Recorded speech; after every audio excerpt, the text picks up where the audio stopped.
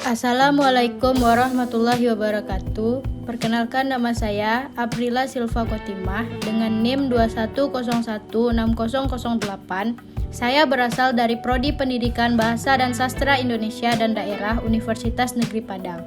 Pada kesempatan kali ini, saya akan mereview dan menjelaskan tentang materi Project Based Learning dalam mata kuliah Teori Pembelajaran Bahasa Indonesia dengan dosen pengampu Ibu Yulianti Rashid, SPD MPD. Baiklah, saya akan langsung saja mulai ke materinya. Project Based Learning. Project Based Learning adalah salah satu model pembelajaran student center anjuran kurikulum 2013 yang menggunakan proyek atau kegiatan sebagai inti pembelajaran. Menurut saya, Project Based Learning sangat cocok dilakukan dalam pembelajaran karena peserta didik akan melakukan eksplorasi, penilaian, interpretasi, sintetis, dan pengolahan informasi lainnya untuk menghasilkan berbagai bentuk belajar yang sangat dekat dengan pekerjaan nyata di lapangan. Selanjutnya yaitu prinsip-prinsip pembelajaran Project Based Learning. Ada beberapa prinsip Project Based Learning menurut Fathur Rahman. Yang pertama yaitu pembelajaran berpusat pada peserta didik yang melibatkan tugas-tugas pada kehidupan nyata. Yang kedua, tugas proyek menekankan pada kegiatan penelitian berdasarkan suatu tema atau topik yang telah ditentukan dalam pembelajaran. Yang ketiga, penyelidikan atau eksperimen dilakukan secara autentik dengan menghasilkan produk nyata yang telah dianalisis dan dikembangkan berdasarkan tema atau topik yang disusun dalam bentuk produk atau laporan hasil karya. Yang keempat, yaitu kurikulum. Project Based Learning tidak seperti pada kurikulum tradisional karena memerlukan strategi sasaran di mana proyek sebagai pusat.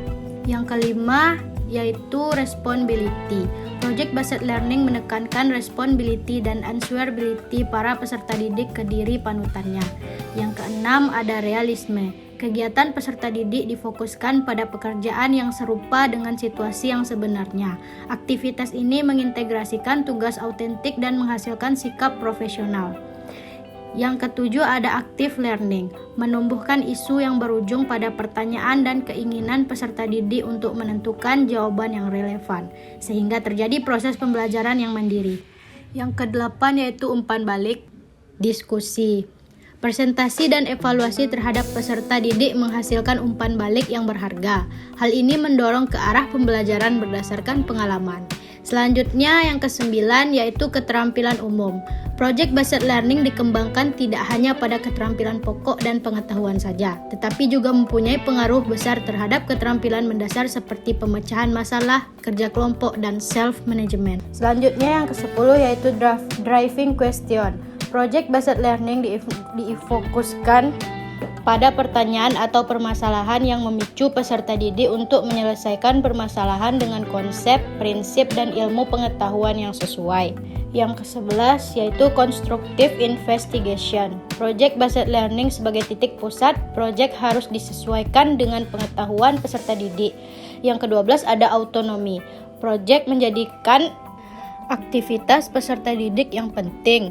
Blumenfeld mendeskripsikan model pembelajaran berbasis proyek berpusat pada proses relatif berjangka waktu, unit pembelajaran bermakna. Selanjutnya membahas tentang karakteristik Project Based Learning. Di sini terdapat 8 karakteristik tentang Project Based Learning. Yang pertama yaitu peserta didik membuat keputusan tentang sebuah kerangka kerja. Yang kedua, adanya permasalahan atau tantangan yang diajukan kepada peserta didik. Yang ketiga, peserta didik mendesain proses untuk menentukan solusi.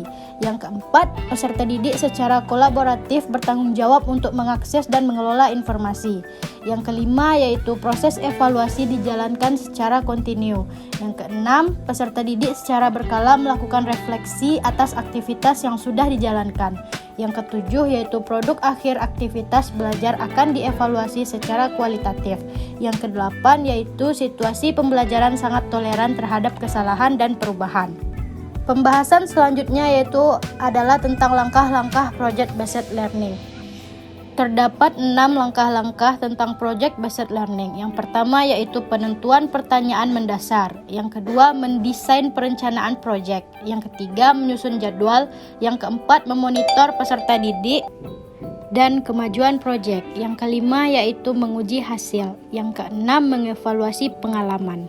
Selanjutnya adalah beberapa kelebihan dan kekurangan Project Based Learning.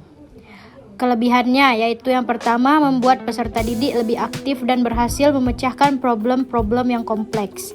Yang kedua yaitu mendorong peserta didik untuk mengembangkan dan mempraktekkan keterampilan komunikasi. Kekurangan project based learning ialah yang pertama yaitu memerlukan banyak waktu untuk menyelesaikan masalah. Yang kedua yaitu membutuhkan biaya yang cukup banyak. Yang ketiga yaitu banyak pendidik yang merasa nyaman dengan kelas tradisional, di mana pendidik memegang peran utama di dalam kelas. Pembahasan selanjutnya adalah tujuan project based learning. Pembelajaran berbasis proyek ini merupakan penggerak yang unggul untuk membantu siswa belajar, melakukan tugas autentik dan juga multidisipliner, menggunakan sumber yang terbatas secara efektif dan juga bekerja dengan orang lain. Pengalaman di lapangan baik dari guru maupun juga dari siswa bahwa pembelajaran berbasis proyek menguntungkan dan juga efektif sebagai pembelajaran. Selanjutnya yaitu memperoleh pengetahuan dan keterampilan baru dalam pembelajaran dan meningkatkan kemampuan peserta didik dalam pemecahan masalah proyek, membuat peserta didik lebih aktif dalam memecahkan masalah proyek yang kompleks dengan hasil produk nyata berupa barang atau jasa, dan meningkatkan keterampilan peserta didik dalam mengelola sumber atau bahan alat untuk menyelesaikan tugas atau proyek. Selanjutnya yaitu meningkatkan kolaborasi peserta didik khususnya pada project based learning yang bersifat kelompok. Hanya itu saja yang dapat saya sampaikan dan saya jelaskan. Jika ada kesalahan kata saya mohon maaf. Assalamualaikum warahmatullahi wabarakatuh.